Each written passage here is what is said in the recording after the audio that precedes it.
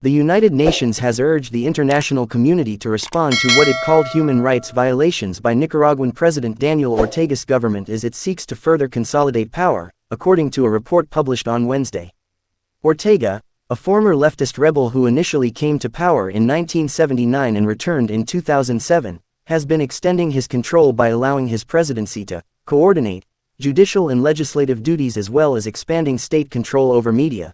The UN report accuses Ortega and his wife, Rosario Murillo, who serves as co-president, of having transformed the country into an authoritarian state where no independent institutions remain.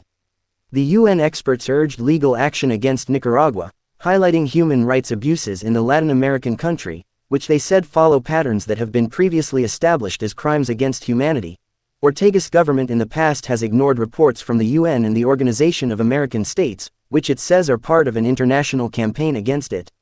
Nicaragua experienced mass anti-government protests in 2018 when Ortega's crackdown on dissent resulted in the death of over 350 people and sparked an international outcry over rights abuses.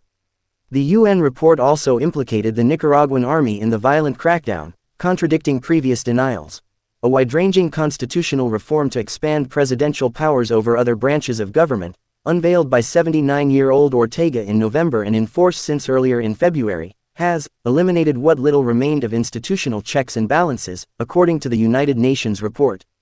The reform, passed by lawmakers from Ortega's Sandinista Front, which controls Congress, allows either co-president to name an unlimited number of vice presidents, which has generated speculation that one or more of Ortega and Murillo's 8 children living in Nicaragua could eventually be picked.